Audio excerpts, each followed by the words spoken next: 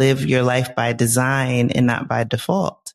Because when you start to peel the onion and deconstruct your life, you might see themes where decisions, choices, situations were made because you were reacting to something or trying to anticipate something else. It's almost like this fear-based reaction. But when you're intentional, things move in the direction that you want them to because you're sitting in the driver's seat. And so that's where I feel like this chapter in my life is very different from the years that preceded it. Close your eyes and imagine living a life you love, unapologetic and unbothered, free from daily microaggressions from Karens and Kens, free from the fear of police brutality and systemic racism. Wouldn't that feel amazing? Now open your eyes.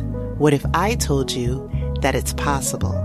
Hear inspiring stories and get the actual blueprints from brothers and sisters of the diaspora who are living out their wildest dreams abroad.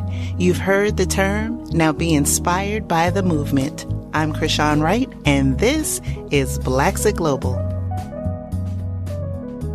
Welcome to Season 6 of the Blaxit Global Podcast. Goodness gracious, I can't even believe I'm saying Season 6. And for the listeners, especially those that follow me on YouTube, you gave me some feedback recently and said that I should open Season 6 and share my story since I am now joining you from my home in Lisbon, Portugal. And so I thought about how can I do this and mix it up a bit. So I've invited an awesome guest from Season 3, episode 25 to interview me. So I'm going to be in the hot seat with Shar Wynter, who's joining today also from Lisbon, Portugal. Hello. Very happy to be here. Yes, I'm happy that you're here so that I could be in the hot seat, especially since the conversation that we had during Season 3 was the catalyst for my move to Portugal. So I like how this has a lot of serendipity in it. Yeah, like full circle moment. And Chrishan, I'm just curious because I know we talked about like that talk being the thing that really made you put Portugal on the map. But one thing that we never spoke about was what initiated your move to start thinking about moving abroad in the first place? Oh, wow. Where did that start? Because it's a big move and it's a courageous move, especially when you have children. It is. And honestly, I've always wanted to live abroad ever since I was a little girl growing up in Co-op City in the Bronx. And I had this calling on my heart. And originally the plan was supposed to be New Zealand. But it's interesting because as a child, I didn't have the frame of references and the why that I have as an adult. It wasn't like I'm hitting a glass ceiling or inflation is nipping at my ankles and gun violence and all the things that we deal with now as adults. It was just something that sat in my spirit that said, this ain't it. And right? They were whispering, even in my young ear. Yeah. They were like, girl, the future is out of here. And so as I started to mature and life happens. And so I don't think the dream ever dies. It's like the raisin in the sun. It was more like a dream deferred. And I had made previous attempts during the time when I was married and for a variety of reasons that didn't come to fruition. And then finally in 2017, when I had a come to Jesus moment with myself to stop making excuses about solo travel and getting out there and seeing the world, I thought I had to wait for some boo. And finally, I was like, I can be the hero in my own story. And I made the trip to New Zealand and didn't realize that that was going to become a scouting trip. And essentially, when I started on the day that I was supposed to leave New Zealand to come back to the States, I just cried my eyes out. I knew I didn't want to come back, and I knew I had to come back, but I knew I didn't want to come back. And I hatched the plan at that point, and I made a target of how much I wanted to have saved. And I started my plan.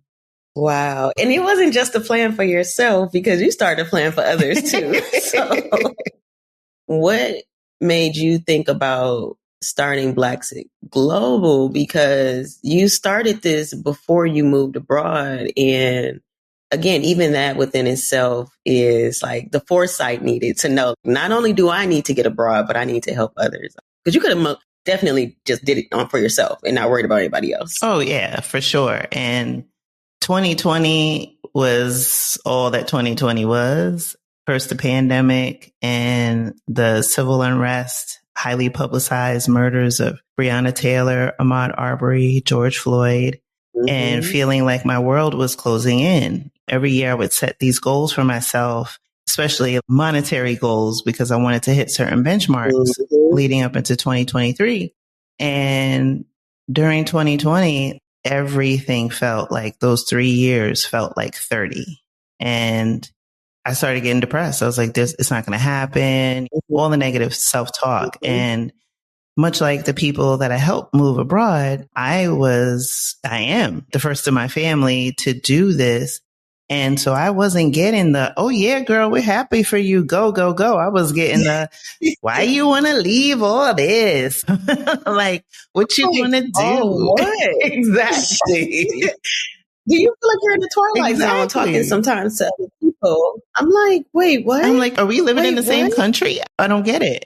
Are we in the same country? Yeah. I feel like I'm in the twilight zone when I'm stateside. Yeah. I was just like, okay, I'm not seeing what you're seeing, or you're not seeing what I'm seeing. But either way, I'm seeing myself up out of here. And so I had to be like my own cheerleader, right? And those difficult conversations with my mother, especially, and some of my peers. So when everything started closing in, me being a single mom and trying to raise the kids and realizing that if something happens to me physically, mentally, spiritually, everything goes to shit, right? Take care of yourself before you can take care of anybody else. And so it was like, I think I mentioned it in the season finale. It was like I had to perform surgery on myself. I had to basically come to a point where I had to redirect that negative energy and channel it into something positive. So a friend of mine, Kim, who we had competed in a statewide competition a few years prior, I had a podcast idea. She had a different business idea, but since then she had started a podcast, and she had also pivoted in 2020 and started teaching podcasting. And so she wanted me to work on her website, and I worked on her website. I came in her course, and I was like, well, podcast, like, what am I going to talk about? Like, that ship has sailed. I have nothing to talk about. And I went to bed, and I woke up that next morning. I was like, got it. And I was so excited. It's almost like if you had those times where you knew where you were moved in some way, whether it was spirit, energy, whatever. And you're like, boom. 100% have had those moments. Right? It's like, what? Yeah. I had it with Xpat Chats. I was sitting in London, and I remember the exact moment the name came to my head, and I Googled to see if anyone else had it. Oh my God. And I was like, oh my gosh, nobody else has it. And I went to work. I know what you mean. Those moments are so, I don't even know the word to describe it, but you just know. Yeah. You know that this is something you need to do. Yeah. It was like, I had it. It all started to come, the name, although it was Blaxit, and I think it was Blaxit Us, US, play on words.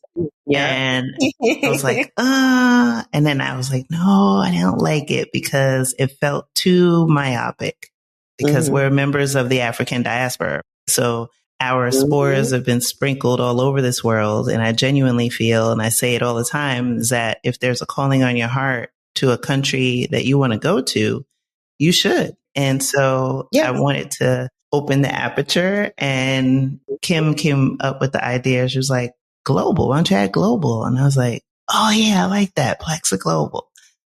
Yes. So that's how the name happened. And then first it was the Facebook group, and shortly thereafter was the podcast. Like 3 weeks later was the podcast. Crazy. Wild. And that Facebook group was just exploding. Yes. The people were ready. The timing was impeccable at the same time. Like, I really, really wish people can understand. Like, there was a certain energy around our community where, like, we just knew it was go time. And some people went. We knew. Some people were already gone, like you, and some people were like, okay, I'm out of here. And then there was some people like me that was like, I still got a couple more years up in this beast. Yeah. And I'm glad you brought up that point too about a couple more years, because so many people, I feel the frustration in their messages, their voice notes to me, like they're so ready. And I'm like, please understand that this takes time sometimes, just depending on your unique situation. It takes time. Absolutely. And how did that feel? Because you planned, Chrishan, to a T. I love it. I was just like, the inspiration you have given me.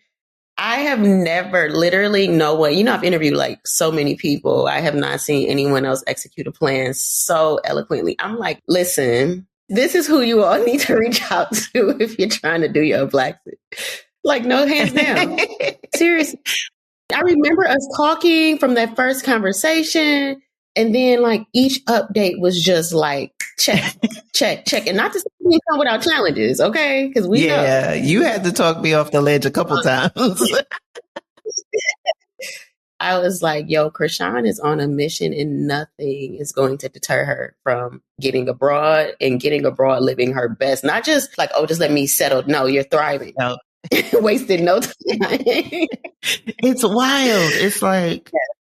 It just feels so, now that I'm here, right? Like comfortable. Mm-hmm. It's like getting into, I don't know, I have this visual in my head, like, getting into your favorite jacket. And it's just like, I'm putting it on. And I'm like, okay, this is it. This is home. It's home. It is. And I recently came back. I did a vacation to Italy now that I'm a resident in Portugal. And I said, oh, let me test out this little residency thing and jump over there on a holiday. And I spent a week away. And honestly, my time in Italy, and I got to connect with Victoria, who's also on the podcast, and some other people in the group and all of that. So that part was fabulous. But there was a point in which I was feeling homesick. And which is crazy for Portugal, though, not the US. Home is here. Like, wow, as many countries as I've traveled to, I've never had that feeling. I had to sit with that for a while because I was like, what is this feeling? That's powerful. Yeah. That's very powerful. Yes. But it feels so good to want to actually come home instead of the opposite of dreading going back from vacation, right? Somewhere. It's like, no, I actually cannot wait to get home. And just sitting in that, it's a unique feeling because when I was in the States, I can't think of a time when I was like, oh, I can't wait to get back home from vacation. Like, no, that wasn't a thing. It wasn't never. Like you resonated a lot when you made the comment about you knew at a young age you wanted to get out. Likewise. Wow. I knew I don't know where I'm going, but I know where I'm not going to be. I know where I don't know. And then my parents are immigrants. So for me, like, I know you said, you didn't have a frame of reference because no one had done it before, but knowing that you have inside, like for anyone listening, like that inside voice, that's like, it's time for a change. Listen to it. Yes. It's your heart telling you something. It's true. Because we often are conditioned not to pay attention to that voice, to that intuition, to spirit, that gut feeling. You know it, you sense it, but I don't know. I think it's conditioning for whatever reason. We're told to suppress it and ignore it. And for whatever reason, other people's opinions and voices become louder and become the soundtrack by which we start to live our lives. And that's why I always say, live your life by design and not by default. Because when you start to peel the onion and deconstruct your life, you might see themes where decisions, choices, situations were made because you were reacting to something or trying to anticipate something else. It's almost like this fear-based reaction. But when you're intentional, things move in the direction that you want them to because you're sitting in the driver's seat. And so that's where I feel like this chapter in my life is very different from the years that preceded it. Mm-hmm. I don't know if a lot of people know this, but you also did a scouting trip to Costa Rica. You talk about that a little bit before we get in deep into what Portugal's been like so far. Affectionately known as Costa Rica. Say it again. He said, not for me. Costa Rica. It was interesting, right? Because my daughter, Maya, who's now in college, but at the time she was in high school and she was like, Mom, New Zealand is way too far. I said, okay. And because of the show, having these guests in different countries, I started thinking about like, having these chats, and I was getting this inspiration. So I had a couple guests that had lived in different parts of Costa Rica. So I was like, okay, that's close enough to the US and the blue zones and all the things that it's gorgeous. I've been there. It is a beautiful place. It's just not the place for me. That's what I was saying. Just because somewhere is beautiful to vacation does not mean it is a great place to live. Yes. And people really have to understand that. And also because it wasn't right for me doesn't mean it's not right for the people that live there, that choose to live there, or that are considering it, right? It's just for me, Chrishan, it wasn't right for me. And so it started off with, well, this wasn't Costa Rica's fault. First, I got on the plane in New Jersey and we didn't have a pilot. So my flight was delayed. And so I spent the night in Texas.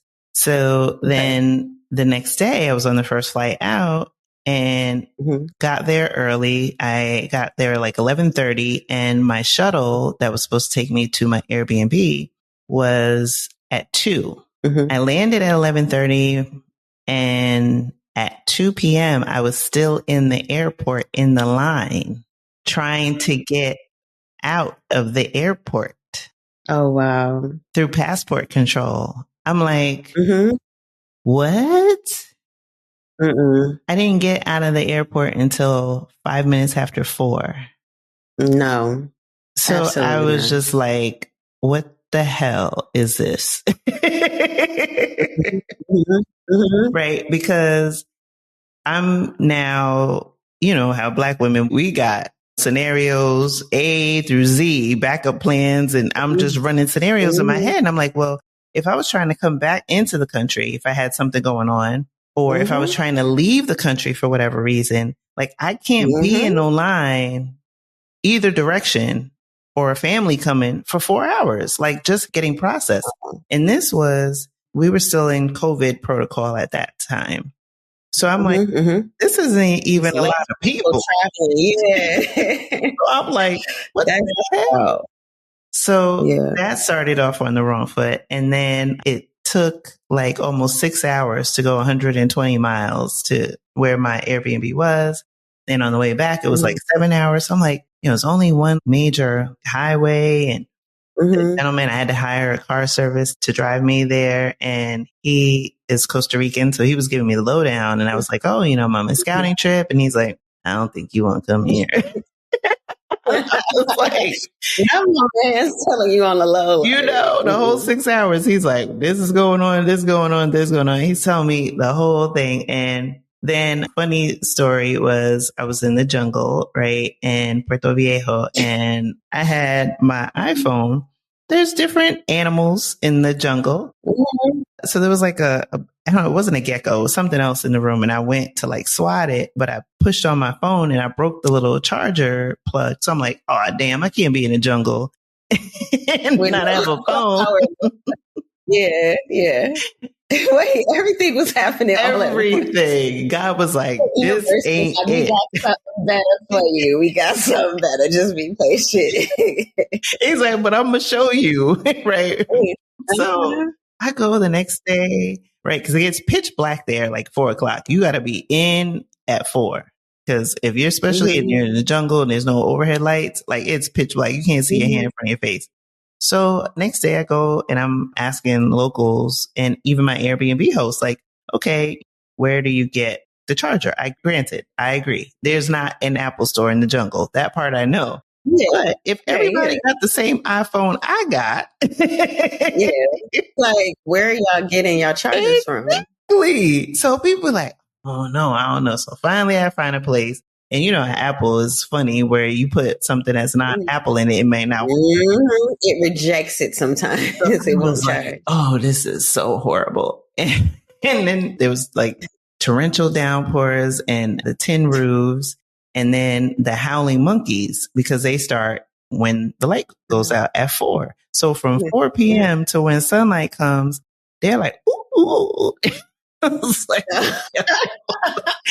after a while, I was like, one calamity after another. Even when I was trying to get out of the airport to get my COVID test to come back, I got stuck in traffic, only going a mile and a half, and we were in traffic for an hour and a half. I had to just get out of the Uber and run the last like half mile because I was like, I just got to a point where I was like, God, I get it. No more.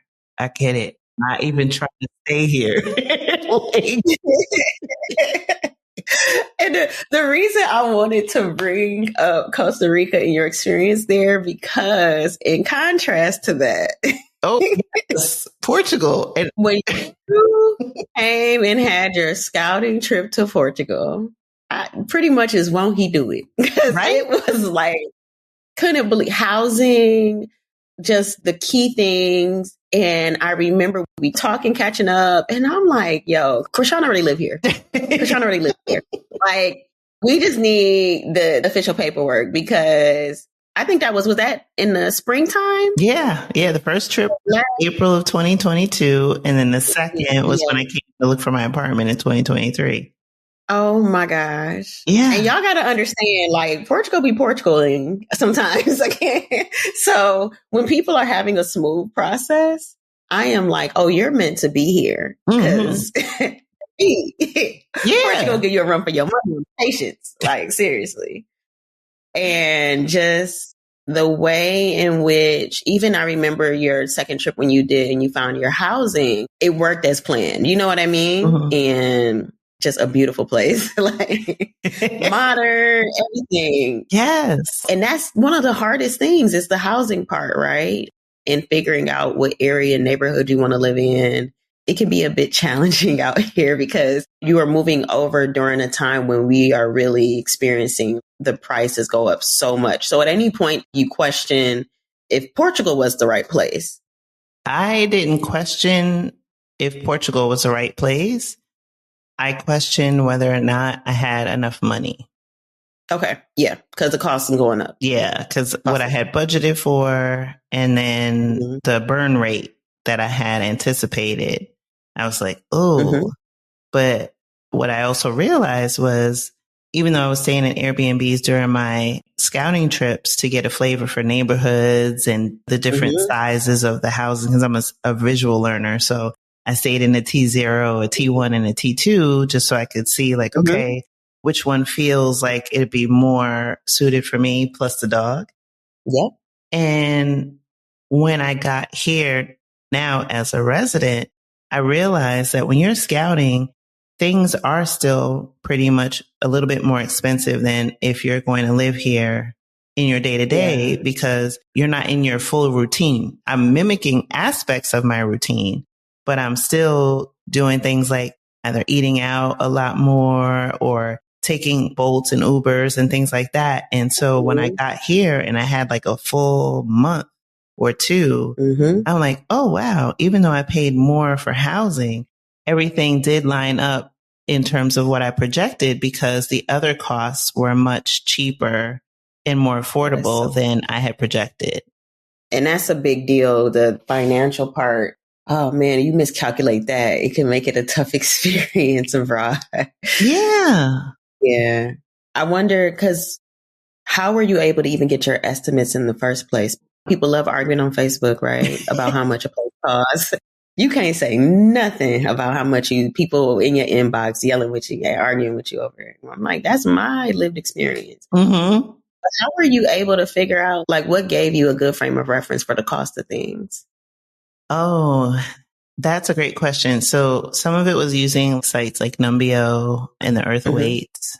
and talking to people like you and others that were here, and people were very transparent and gracious, either showing me their units, because like I said, I'm a visual learner, or being transparent and saying, oh, this is what this costs. Or even some of my Airbnb hosts, I asked like, hey, I'm here scouting. And do you know anybody who has any available units, or do you know what the prices are in this neighborhood? Okay. And so that gave me a little bit of a baseline. And then I had a great team help me with the housing, Portugal, the place, and all of that kind of came together all at the right time. And so that helped me solidify. But I will say a lot of times we know that money is one of the biggest drivers or barriers, depending on how you look at it, moving abroad. But one thing that I will say is if I were still in the States, I wouldn't think that I could move abroad with what I had. I feel a sense of comfort with what I have here because of the cost differential. But if I had made the decision and still come over to Portugal, I would have been caught in that trap of, oh, that's still not enough. I got to get to $1.5 million, 2 million or whatever, because America keeps you on that hamster wheel and moving the yardstick and always feeling like there's no such thing as enough. Yep. Literally. I think in the States, the mentality that I almost think perception is more important than your reality. So people think I'm doing well. They think I'm making money. That's more important than if I'm actually doing well, actually financially sound. And you get caught up with the Joneses very easily over there. Whereas abroad, they don't care as much, at least in the space I'm in, about material things like what you're wearing, your shoes, your bag, your clothes, cars. Like, it just seems like there's a different level of respect, maybe not respect, but like value given to material things. Like over here, I don't see it as strong as in the US.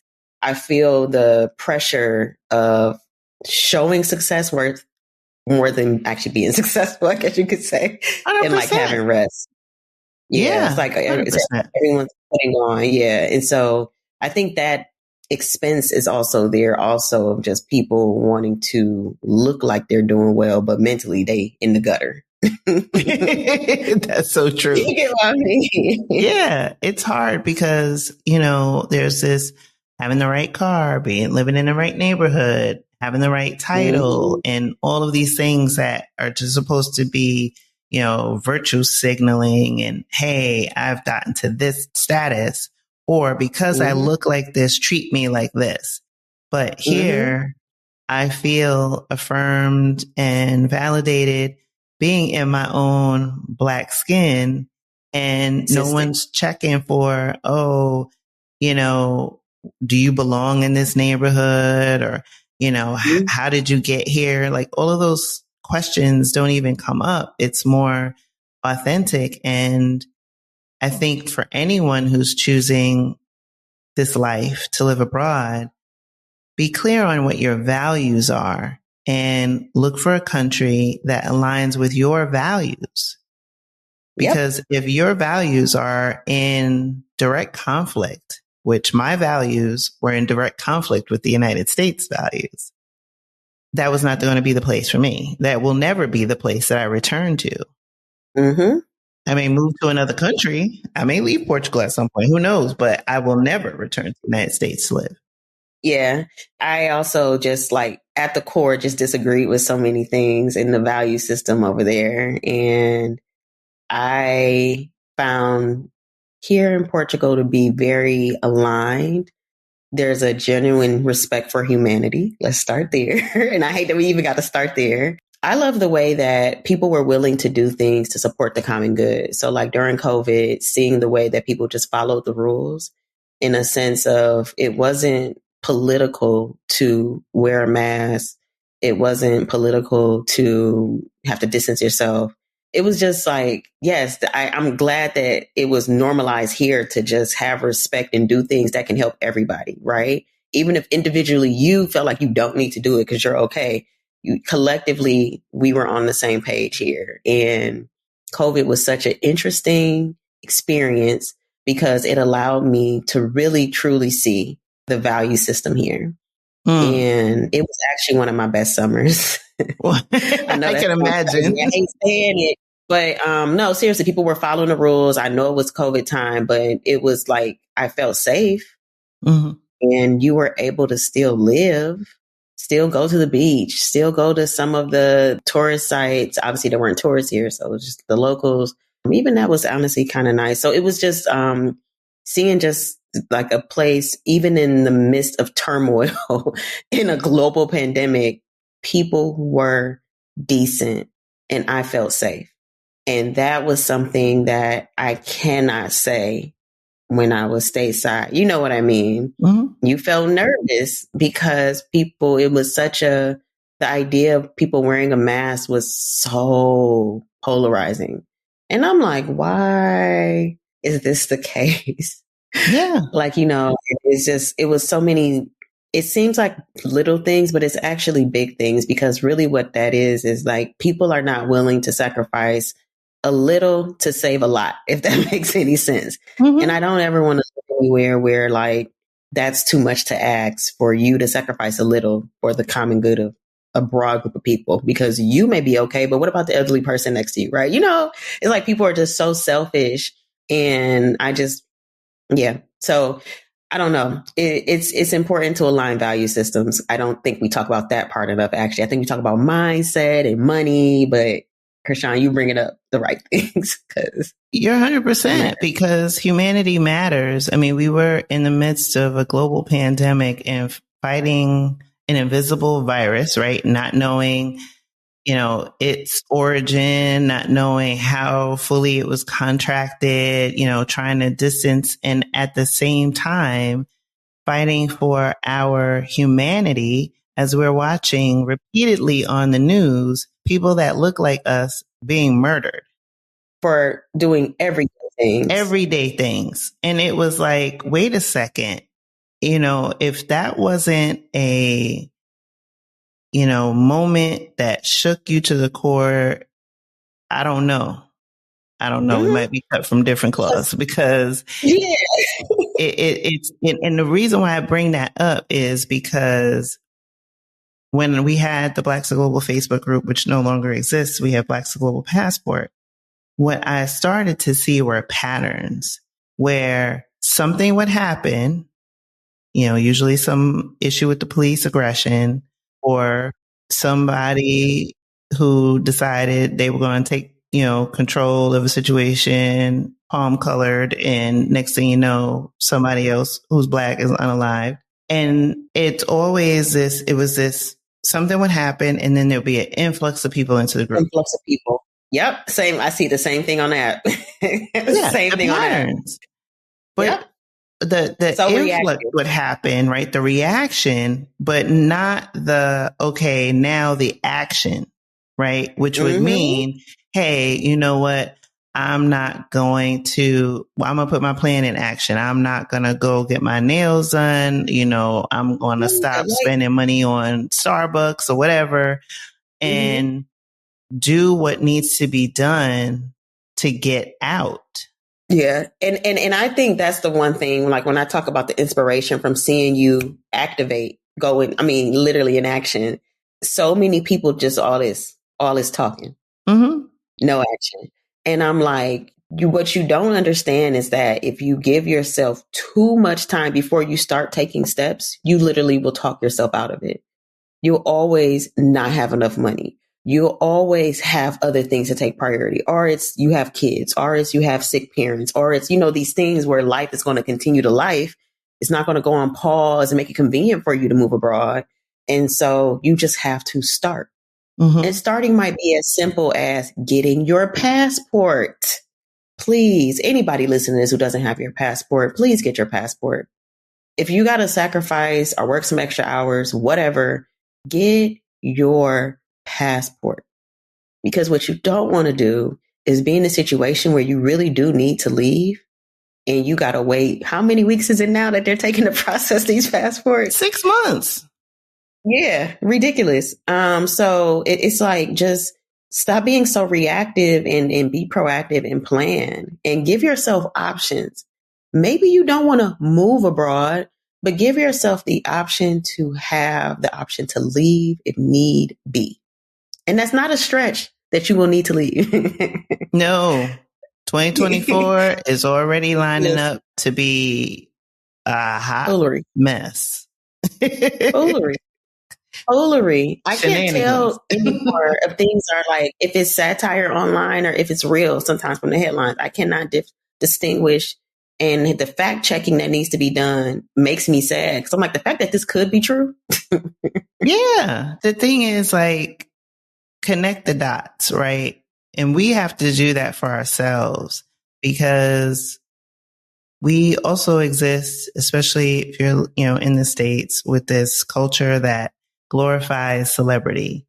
And regardless of whatever color the person is, people have had rude awakenings to the fact that somebody they, idolized, admired, thought they was, team black, had views that were counter to that. Very anti-black, whether or not they were actually black. Because look, you can be black and be anti-black. Yes.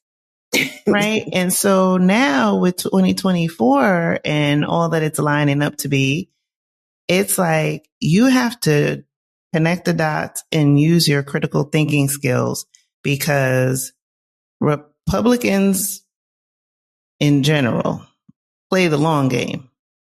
They've been playing the long game since Nixon. Yeah. And we can't be short-sighted when it's so important because our lives are at stake, literally, right? Basic. Because when you look at, like, for example, the Bush v. Gore, the Supreme Court intervened and they put a stop to counting the ballots in Florida.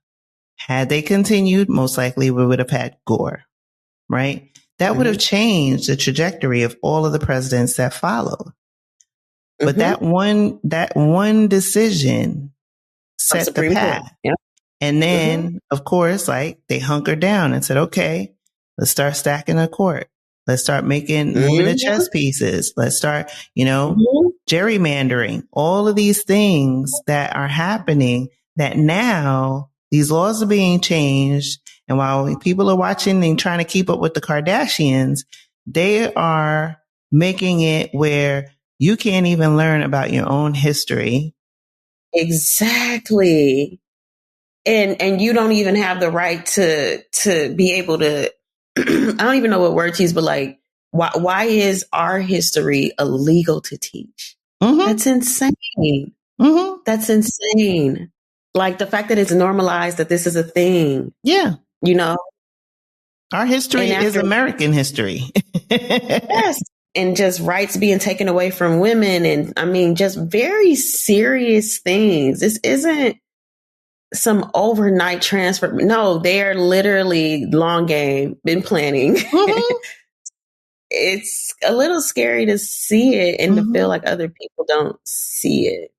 I think people see it. It's not a fearmonger. Yeah, just like facts are facts. Like, nothing we're saying is not a fact of what's actually happening. Yeah. But what I feel that's missing that was present during, the 60s and the 70s was this call to action, right? Where you had people that mobilized and, all of these things are taking place, right? Like you said, these are facts. And yet people get up and they go to work and send their kids to school, with some schools that have the names of Confederate soldiers, things like that, or working for companies that, put a black tile up, in 2020 and have not moved the needle one bit in terms of they've actually gone the opposite. Any change, any positive change. Zilch, right? And some of those same companies are going the opposite way with their layoffs, impacting people of color way more than any other, race, like black people getting laid off at a much higher rate. Oh, at these absolutely. black spare companies, Mm-hmm. So, and they bury it under a mass layoff, right? Because then of course, if you're so fortunate to have a severance agreement, right? These things are written in such a way and they, group people. So it's like, oh, ageism, race, none of these things were factors in this layoff. And so when you look at where things are headed, and like I said, I don't see the outrage. And what I also am concerned about as it relates to 2024 is people are short-sighted in that 2016, right? That was 45's election, theft. But Cambridge Analytica, right? That whole Facebook scandal where Cambridge Analytica had deployed all of this, misinformation. Now we're fast forward into 2024. What's the hot topic? AI, these bots and people, doing these filters and taking pictures and making their, little fake lives in the metaverse and stuff like that. And it's like, if they can do this with your likeness, what else can they do? They can continue to do these name tests and all these other things that mine your information, data mining. And then tell me about yourself. That's the one floating around right now. Exactly. And then turn around. This is all your passwords. You wonder how they found out your birthday, favorite color, your favorite Use that food. against you, right? Use it to say, stoke the fire. Sometimes when I see these comments coming up on my thing, I'm like, I don't know if this is a real person or a bot. Right? Yeah. Yeah. And you have to have that level of discernment because, media has its own slant. The politicians have their own self-serving interests because they are not working for the people. And I've said it for as long as I can remember is that Americans are very complacent. The things that happen in America don't happen in other countries because in other countries, democratic countries, they know. They're like, they over in France throwing manure on the building. Exactly. They don't know the way the French protests. I'm like, yo, it's a whole different ball game. I'm like, they literally telling them for shit. Exactly. The French are gangster. I'm like, y'all literally threw piles of shit into the office. The buildings. I mean, like, and I mean, it's like, I think the complacency though comes with us normalizing things. You know what I mean? Like that just shouldn't be normal. Like school shootings, like that should never be normal, right? Mm-hmm. And it's normalized. And people's response is to go get guns and go gun. And it's like, wait, what? More guns? It's not going to fix the issue. Mm-hmm. So teachers need guns. Crazy. Kids need bulletproof backpacks. Yeah, like we've seen other first world countries literally enforce gun control. Yeah, like in the 21st century. So like this isn't no like stretch of a thing, like out of imagination. Oh, this could never happen, whatever. It's like, no, other countries have enforced gun control successfully. Yeah. And the idea that it can't be done, to me, instead, you're going the opposite way of getting more guns is wild. So again, normalizing things, I think that should not be normal is part of where I think the complacency comes. Absolutely. Because look, more guns doesn't protect you. Look at what happened in Uvalde. Those kids were in there and all of the quote unquote good guys with weapons were on the outside of the door. Mm-hmm. But nobody came rushing in, right? That alone should just tell you that doesn't work. It doesn't work. And teachers, it's so much. It's so much. It's the education system, it's safety, it's the police system, it's healthcare. And once you start stacking all those things up, not that any other country is perfect. Obviously, us being abroad here in Portugal is with privilege, is with America, which is weird. Our privilege extends and is more valuable abroad than it is in our own home country. And so, when we're talking about things, everything is from a place of, I'm not trying to discredit that there are Black people here from the diaspora who have a very different experience than we do. Right. And so context matters. Like when you're talking to people about their experience abroad, I think it really, really matters that you understand context. Mm-hmm. What is their nationality? What other places have they lived? So, because people will argue you down in these Facebook comments and these Instagram comments if you say something like, I feel safe in Portugal. I feel very safe here. I feel very safe. I don't worry about police brutality. I do not worry about school shootings or mass shootings. And I can, even as a woman, I walk at night all the time. And again, I feel safe. So it's like you got to figure out what's important to you. What is your value system? And how does that align with where you're at and where you're planning to go? Absolutely. Absolutely. I walk daily at night and I take her out. Sometimes I'm coming home at 2, 3 o'clock in the morning and I take her out. I don't think like, oh, somebody's going to come out from the bushes and get me or anything like that. It's like my nervous system says thank you. And when I got here, what I wasn't prepared for was I was pretty much for that first week and a half, I was in and out of consciousness. It was like I would wake up, eat, take the dog out, and we'd just go back to sleep. And wasn't like jet lag because I've traveled to other countries. It was more of my body recognizing that I had been through some stuff. Your body was like, oh, is it safe now? It's like the threat level has finally gone down and 49 years for that to come down. Like, I couldn't believe it. I was like, is something wrong? Like, why am I sleeping so much? And it wasn't like depression because I've had depression and I know what that feels like. And I know what seasonal affective disorder feels like. And thankfully for this year, this is the first time in my adult life that I have not had that. The sun shines here 300 plus days out of the year. But the sense of calm and ease by which my life now revolves is so beautiful. And just, I'm still going through this transformation physically as well as mentally, but physically, the way I look now versus when I landed, like I said, when I landed, I was like, woo, shit. It takes time. I looked like I had escaped from maximum security prison. I was like, damn, I didn't know I was looking that bad. You didn't get to clear it up. You get to get restful sleep. Bags leave your eyes. Like, what? Thankfully, the Portuguese weren't judging like, damn, girl.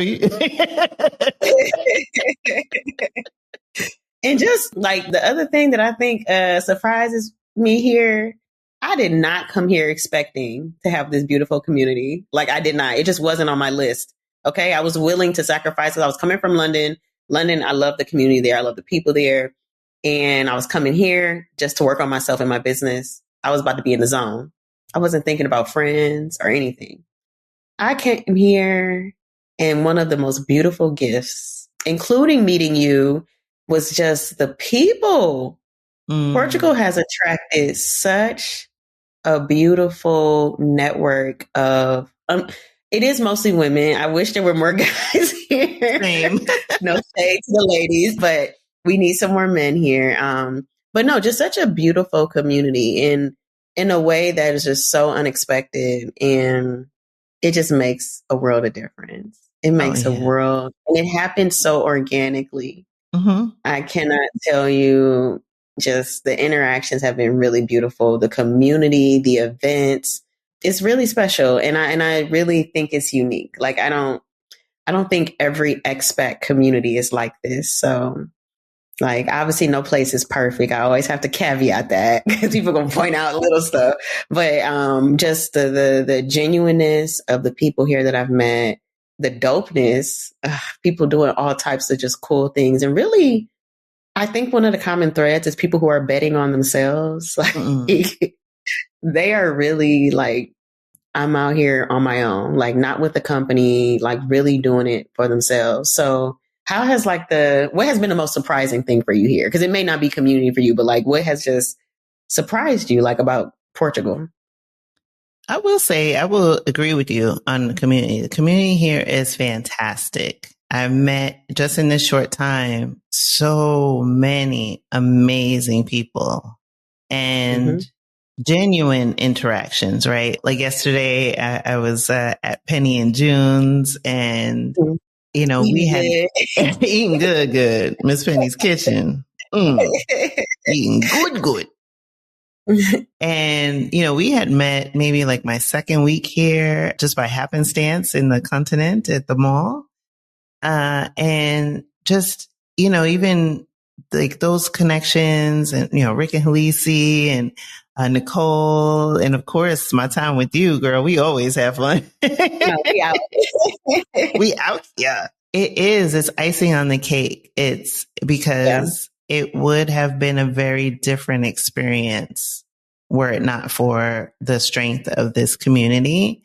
And also, I will say to for the Portuguese as well, is that my Portuguese friends, you know, my friend circle in the Portuguese community, it grows slowly, but it is growing. And I love those interactions as well, you know, hanging out with my Portuguese friends and just being able to kick back and relax and, you know, learn about the culture. There's, you know, this cross culture sharing too, where that is really neat. And I think the other thing I wasn't prepared for was how delicious the food is. And you have to know where to go when people say they've had a really bad food experience here. I'm like, what were you eating? Like, I know. I have a hard time with that. Yeah, because I mean, this, you know, that seafood restaurant that we go to out in Cascais? That seafood rice. It's so good. Low-key, I might need to make a trip out there maybe right before Christmas. Yeah, you might need to phone a friend if you're going to do that too. And I like too the fact that like Portugal will surprise you. The Jamaican dinner experience at Rum and Tickles, man, if you go on Naki's tour, any of the restaurants he takes you to, whether it's Sophia's place, what's the other spot? The name is escaping me that he took us. Either way, Tamarindo, I think it is. I think that's what it is. Yeah. Tamarindo. And I remember being at Afro Nation and having Mambos, I think it is, for the first time. Yes. They're in the city also. It's just lovely. Mancucci. Oh my man, Coochie's. That's an Arabic restaurant, Lebanese restaurant. Because the name is funny. You can't say it too loud when you out. I need to go get some Coochie's. Oh my, you know what? Let me go into the city. I need to go into the city and give me some dinner. But yeah, like you have options. But again, that's back to the community, knowing who to talk to get your recommendations. And also, a lot of these places are Black owned. And so, I mean, I always feel extra good about eating at a place that's Black owned. Yes. Like, and you don't have to go out of your way. Like, there's choices upon choices upon choices, right? You have so many options, like you said, that it's like, okay, which one tonight? And I also love about it is when I go to these Black establishments, it's like everyone is there. It's not like you're going there and you're only seeing one group or another group. No, it's mixed. Yeah.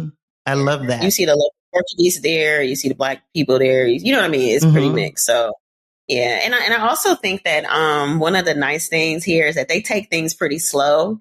So I think in the US where you're like used to that rush eat, I had to really calm myself down because I'm so used to, you know, you get your food, you eat and you out. You know, it's not really any, you know, here you could literally sit there and just run your mouth for who knows how long. I mean, we've done it. We've been to places together and we're like, oh, damn, they're trying to go home. Yeah, but it's such a different culture. Whereas in the US, the focus may be more on moving tables because they're trying to make as much money as possible, right? So the quicker you get people out, then you can get somebody else sitting down and make that money, you know?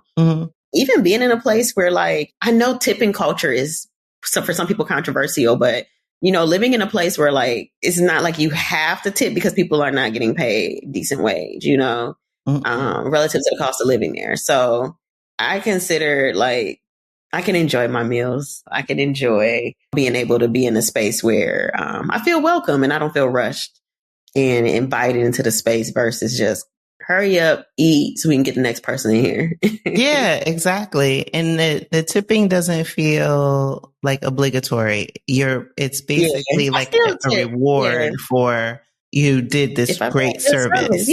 Right? Versus, you're not going to eat if I don't put it on there. Right. Yeah. It's a very different feel. And those are some of the things I think though that are, that feel weird sometimes because it's like, I don't want to contribute to a problem by tipping because people have shown how like sometimes, if you're throwing things off and you're raising prices in a way that's not, but on the flip side of that, it's like, well, people should be rewarded for doing above and beyond. Mm-hmm. So it's like just trying to find that balance and be a responsible person because I am a visitor here still at the end of the day, even as a resident, and just wanting to respect the culture and the people. And honestly, the fact that, it's a privilege to be able to live somewhere else that you are not, born in. So, because I know it's not that easy when it's the other way around when people come to our country. So how has that like been for you just in regards to like, has it opened up your eyes at all, like to looking,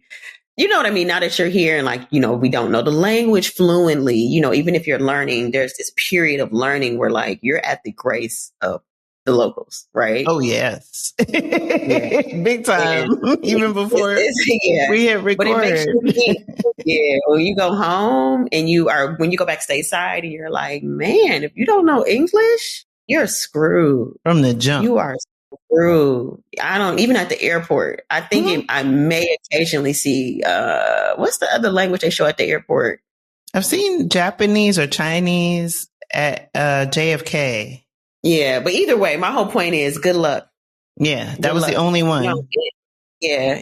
Every other country I've been to, they'll have English. Yeah, we're super fortunate because I'm telling you, man, I keep thinking like, oh my gosh, how are people getting by? Yeah. It's a lot. So, and how is your Portuguese coming along? It's coming. It's coming.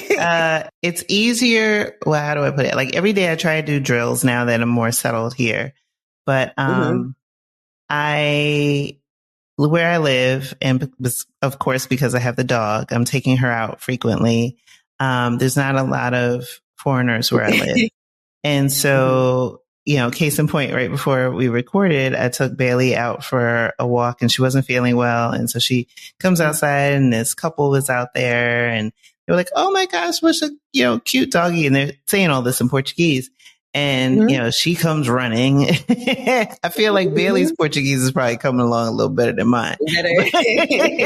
So she comes running, and I said, oh, she's feeling a little better. Right. And so, they're asking me like, oh, how old is she? And, is she, how old is she? And all those things. So I can discern context clues. And I know like certain words and I can kind of make inference. So, I can, she's 3 años and things like that. What's her name, etc. And then the woman was asking me like, oh, do you have any other animals? And I was like, no. And she's got ferrets and all these other, and I'm listening because I'm like, oh, that's the word for, that's how you say this, discerning. And so at some point the gentleman had asked me a question and I was like, because we were, hitting the 5-minute mark. Because I got about 5 minutes, a good 5 solid minutes I can hang in a conversation before I got to be like, time out, y'all. So I hit him with the school. Yo falo un poco portugués. You gotta let them know. Yeah, I was like, bruh, now entiendo. No, it's one of the areas. If I had to say what's one of the hardest things, I thought I would pick up the language quicker. You need to be very intentional. Very intentional about it, especially if you're like me, where during the day, the people I speak to, all of my clients are English speakers. So I'm not talking to someone who's Portuguese speaking, during the day, which is a majority of my day, so we have to be intentional. Yeah. Yeah, for sure. And I definitely, credit just like where I live and, like I said, walking the dog, most of the people I see either live in the neighborhood in the, immediate buildings or in the nearby buildings. And so, they're always like asking, questions, and it's just helping me kind of build that vocabulary and work that muscle. But, I'm hopeful, especially as 2024 goes forward, finding more opportunities to expand my knowledge because it'll add a layer of depth to my experience. Of course, even dating, because that's one of the reasons I feel like I can only talk to people who are English speaking because I'm like, my Portuguese is not fluent enough. Have you had any dating experiences here so far?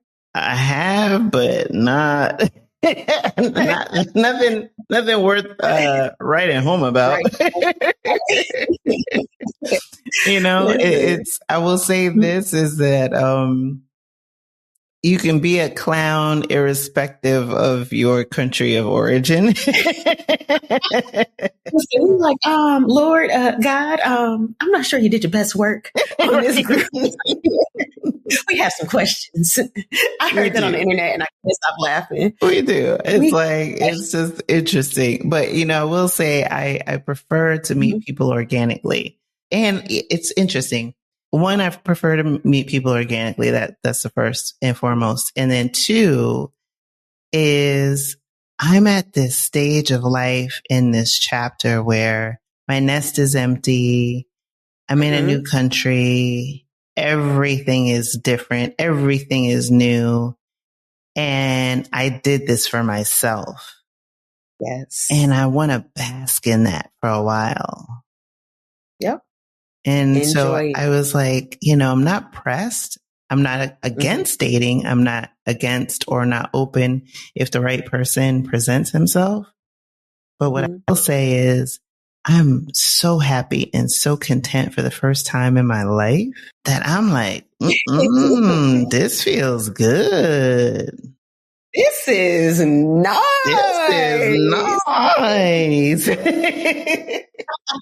We like it here. We love it here. Love it. Yeah, it's a good place to be. Yeah. And I think I will say if there's one thing that's hard about Portugal, I would say dating, in addition to learning the language. But I think dating is actually hard everywhere. I don't think it's something unique to Portugal. When I was stateside, dating was hard. I think the only place dating wasn't hard, y'all already know, London for me. So, but everywhere else, I mean, it's felt hard. So, I wouldn't let that deter anyone. I just think you got to be a little bit more intentional if that is something that you are looking for. I think I'm going to have to go with you to London. Yes, absolutely. Always look, dead ass. I've been looking at flights all week and they're under 100 to go tomorrow and get back on the first. And I was my God. But I really do need to do some things here at my place to get settled that I have not done. And I've been here for months now. So. Oh yeah, we should talk about that because that's an update for you since the last time you were on this show. So you've had two big things have happened in your life. Yes. The house buying process in Portugal. We might have to do a whole separate episode. I'll just say in a nutshell, I am grateful. So happy. This is my first place and it feels so good to really have something that's my own. It feels so good. It's such a beautiful, and it really makes Portugal feel like home, like even more. And I normally don't commit to things like that. Like this is such a big deal. And I never ever lived anywhere where I felt like I could like make a huge commitment such as buying a home. But for Portugal, I'm not questioning it. It felt good and it feels good now that I'm on the other side of this. And it's hard to describe it because I know where I come from and I know how big of a deal this is for me and my family. So it's a really proud moment. I will say that. Oh, I love it. And the ancestors have been holding me down.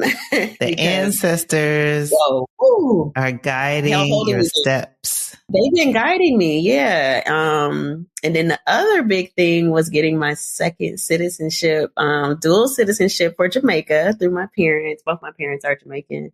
My dad has since transitioned, but my mom thankfully is still here and, applying, and it took a while, applied last year, and this year finally got that dual citizenship.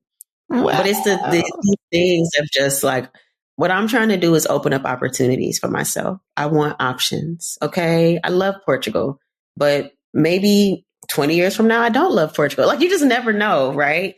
And the beauty of this world and, the lottery of life, because I just happen to be born, somewhere where, I do have the option to, like I said, through my parents to get the second citizenship. Put it this way, I'm not leaving any crumbs on the table. Okay. I don't want anything from the ancestors is not in vain. Any sacrifice. I'm like, through me, if nothing else, listen, it was not in vain. All of the freedoms that people before us did not have, the luxuries, the comforts, fully embracing, because I know there are a lot of people who are not in this position. So I'm not letting it go to waste.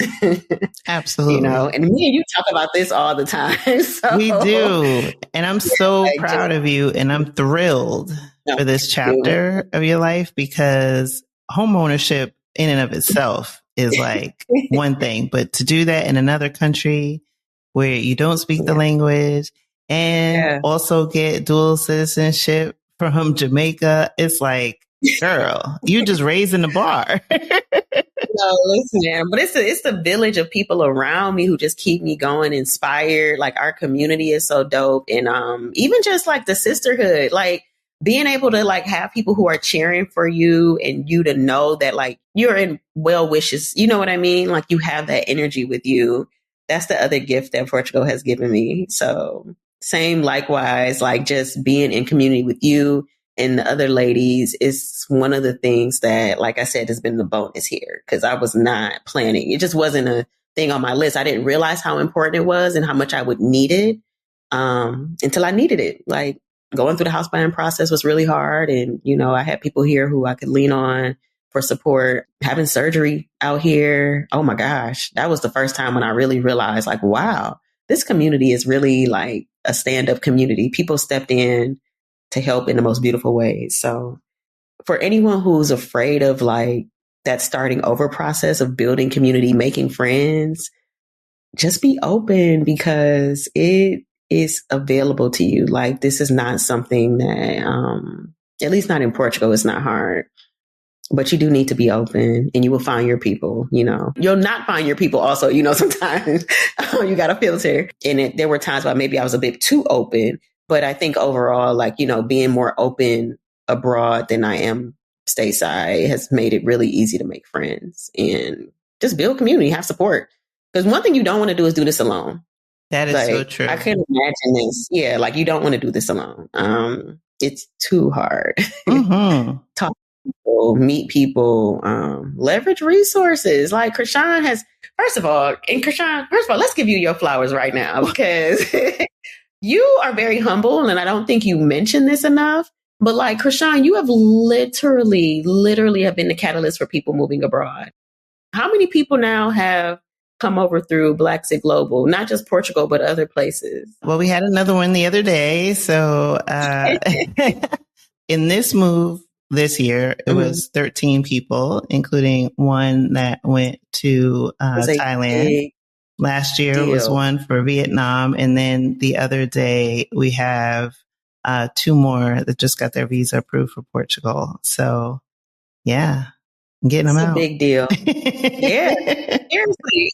And it takes time, right? Because some of the people started the journey over a year ago. Mm-hmm. So when people are seeing you, when y'all are seeing these posts of, oh, I got my visa, y'all, that didn't start overnight. We've been planning and plotting. Planning and plotting. That is the right way. Yeah. And use, leverage the community. And do you think like what has been, because, you see themes sometimes, because I see themes in the app also. And I see sometimes when the community is like losing steam, I'm like, look, y'all, we just get started. Like, y'all can't be losing steam now. Yes. Don't get caught right back into the rat race. Like, keep working on your plan to get out. Mm-hmm. But are there any consistent like themes or struggles or things that are easier than people may assume that you've seen with the folks who have been able to actually come over, like other than people being action oriented. That's one thing I think is a key thing, and solution focused. Yes, we know life is hard and things are, not going to go as planned and life's going to throw you curveballs, but like also focus on what you do have at your disposal. Mm-hmm. Oh yeah. The game changer has been the accountability groups in Blaxit Global Passport and the workshops. And I have more slated for 2024. Mm-hmm. And, I just partnered last year with our Black Utopia for the Move to Portugal Virtual Summit. Can we pause for that one? As a speaker for that, that is the best summit I have participated in. It was so well orchestrated, put together, the content, the speakers, you brought in local people, you brought in expats, like the coverage was just so dope. The content was so good. You all, for that to have been you all's first summit, man, y'all knocked it out the park. It was so good. Thank you. People, I hope if anyone's trying to move to Portugal, highly encourage you to go you can still watch the replays. You get the tip and get the replays. Yes. Yeah. You can still watch the replays. Shar was the speaker, as she said, talking about housing and all the things that come along with that. Yeah. It's really been, in some respects, it's been a whirlwind which is why I needed to take a little time for the vacation before I started getting into the show, because I had to move from New Jersey to Florida, move Maya to college, move myself here, fly back to the States for her birthday, come back here, finish getting ready, be a speaker at Exodus Summit while simultaneously putting on the Move to Portugal Virtual Summit, while also planning season 6 of the Blaxit Global Podcast and furnishing my apartment. So, and meeting the president of Portugal. Oh yes, that too. We cannot forget that meeting. I think Chrishan had been here for what? Two? Was it just 2 months or 3 months? It was 2 months. And meeting the president of Portugal, not just like, hey, he's in the same room. Like, no, I'm taking a selfie with the president of Portugal. He took my camera. I feel like I should dip my camera in gold, like my phone in gold, because he was like, he took the selfie. I was like, wait, what? It's so crazy. It's so crazy. It is. And now it's like all the things for 2024 that I'm excited about, and this new level of creativity and excitement. We have the meetup with our Black Utopia. We're partnering again in June for a boat excursion. Yes. And my 50th birthday is also in June. And what's that 50th birthday? Listen, epic. We are ready. Look, the troops are lined up. We are ready. I already picked out. I think I picked out the boat, and also the Scout House. I'll be hosting a Scout House in August for people that want to come to Portugal and kick the tires. And so they have a option of doing a 3-week stay or a 1 week. I'm calling it Nomad Noir. And we already have... Is that the one with Amber? Yes, Overseas with Ease. Yes, Amber. Overseas with Ease. And so we have 5 people already registered for that. So we have a few slots more, and then we'll be closing it down probably by the end of February. And and then there's the back half of 2024, which still, has some space there. And I say this also too, because you asked me a question earlier, about like my original plan and ending up here, right? I have come to this conclusion that you can have all of the planning and ideas and the vision for what you want, but you also have to leave space. You think about at a buffet and you got your plate and you're putting all this stuff and you're putting it on. You haven't even gotten to the end of the tray, end of the railroad, but you're still putting stuff on. And then by the time you get to the end, you see something you really want, but there's no more room. So what I want people to do is like, take a little bit here, take a little bit there, and ease your way through it, because you have to leave space for the unknown, for the magic to happen. And for the blessings to land, give it a little space to land. Exactly. And so that's what I love about this chapter in my life, the ease by which I'm moving through the world, and also what I hope is the legacy that I leave for my children. Oh my gosh. Chrishan, you listen, if you did nothing else, what you've done already, it's really beautiful, because I don't think it's one thing to move abroad, which is courageous, but I just have such a high level of regard and respect for those in this space who are leading the charge and bringing other people with them. That within itself is really commendable, because it is very hard to do it already, just to get yourself through. But to bring other people along on the journey, to be that soft landing, to be that source of inspiration, to even through your podcast, create space for people to capture inspiration through other people's videos and their audio, like their stories. It's not something that I don't think is small, because I know that other people sharing their stories is what, helped inspire me, to actually think it was tangible, something I could actually do. And it's quite powerful. So the legacy's already started. It's already been, it's there, it's out there. And I know you're going to continue to do like amazing things. And even in you being so humble, and you've been so kind as well, because I know people don't always see behind the scenes stuff. It's just like, I hope I'm very happy to see you have these beautiful moments and to be thriving out here, because you deserve it. It's been a real just pleasure getting to know you and just seeing you execute your plan so flawlessly. I was like, what? Because y'all, I'm telling you all, moving abroad is not for the weak at heart. Okay. There is a lot of trust, a lot of faith you have to have in yourself, because you won't always have people cheering for you. And you definitely, even people that you're like super close to, they will not always, you will see they're sometimes projecting their own fears, but that confidence that people normally have in you, you will see it fade sometimes right when you're in the thick of things. And so that level of self-confidence that you have to keep going and to not give up and to make it through the process, to get your residency, to find your housing, to struggle through the language barriers and all of these things. And sometimes the sense of loss, because relationships will evolve. It's a lot. The holidays come around and you may not be able to, be backstage side with your family. Like, it's all a lot. So it's quite courageous. And I don't want anyone to think it is easy. I know, because we highlight the positive sides of this so much, it can tend to look like all rainbows and butterflies, all of the good things. But I do just want to make sure that we also just mention the sacrifice that comes with this too. And that is why I am so appreciative of you, because it is a lot. Like I said, not just do it for yourself, but to do it for others. And we appreciate it because we need it.